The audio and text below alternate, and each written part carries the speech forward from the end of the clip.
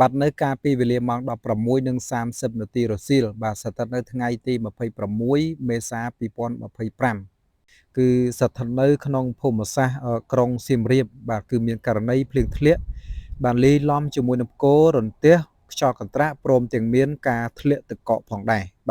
បាទហើយចំពោះគ្រោះធម្មជាតិនេះក៏បណ្ដាលឲ្យមនុស្សម្នាក់បានបាត់បង់ជីវិតហើយនឹងមនុស្សម្នាក់ផ្សេងទៀតបានរងរបួសបាទគឺដោយសារតែបញ្ហាខ្យល់កន្ត្រាក់ផ្គររន្ទះហ្នឹងគឺបណ្ដាលឲ្យដើមឈើជាច្រើនដើមក៏ដូចជាដើមឈើមួយចំនួនហ្នឹងគឺបានបាក់រលំសង្កត់ទៅលើមនុស្សបាទផងដែរបាទក្នុងនោះក៏មានការខូចខាតបាទផ្ទះសម្បែងរបស់ប្រជាពលរដ្ឋហ្នឹងគឺចំនួនបាទ5សង្កាត់បាទបើយោងតាមលោកហាត់យ៉ងអភិបាលរងក្រុងសៀមរាបបានប្រាប់នាយកព័ត៌មាននៅរសៀលថ្ងៃទី28មេសា2025បានដឹងថាករណីភ្លៀងធ្លាក់លាយឡំជាមួយនឹងដុំទឹកកកបាទនឹងខ្យល់កន្ត្រាក់ផ្គររន្ទះបណ្ដាលឲ្យមនុស្សម្នាក់បានបាត់បង់ជីវិតនិងមនុស្សម្នាក់ផ្សេងទៀតនឹងបានរងរបួសព្រមទាំងមានការខូចខាតនៅតាមបណ្ដាសង្កាត់ចំនួន5បាទក្នុងនោះគឺមានសង្កាត់គោកចកសង្កាត់ស្លក្រាមសង្កាត់ជ្រាវសង្កាត់ទឹកវិលនិងសង្កាត់នគរធំដែលស្ថិតនៅក្នុងក្រុងសៀមរាបផងដែរលោកបានបន្តថាជនរងគ្រោះដែលមានឈ្មោះថាញៀនរិនបាទភេទប្រុសអាយុ45ឆ្នាំដែលជាកម្មករសំណង់រស់នៅភូមិខ្វៀនបាទសង្កាត់គោកចកក្រុងសៀមរាបខេត្តសៀមរាប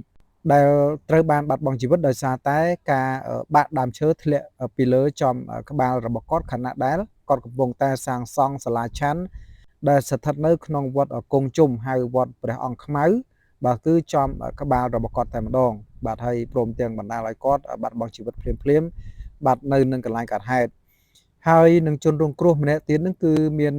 បាទករណីរបួសធ្ងន់គឺមានឈ្មោះថានិនខានីភេទប្រុសជាបុគ្គលិកគ្រឹះស្ថានអង្គរបាទគឺស្ថិតនៅក្រុងសៀមរាប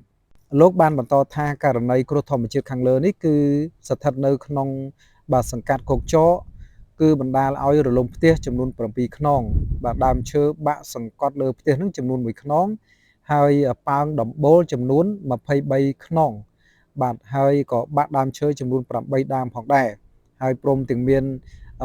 បាទស្លាកគណៈបកប្រជាជនចំនួន2និងភ្លើងទៀនចំនួន1ចំណែកឯនៅសង្កាត់ជ្រាវគឺមានបាក់នៅដំបូលយានដ្ឋានជួសជុលរថយន្តនឹងគឺដែលមានយីហោគឺឈ្មោះថា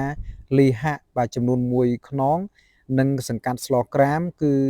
បាទប៉ោងដំបូលចំនួន5ខ្នងហើយនឹងមានការបាក់ដើមស្វាយបាទចំនួន1ដើមចំណែកឯសង្កាត់នគរធំគឺរលំបាទ1ខ្នង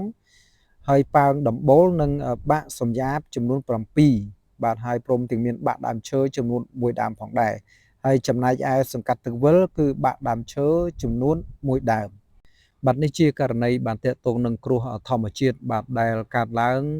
នៅក្នុងខែបាទចុងខែ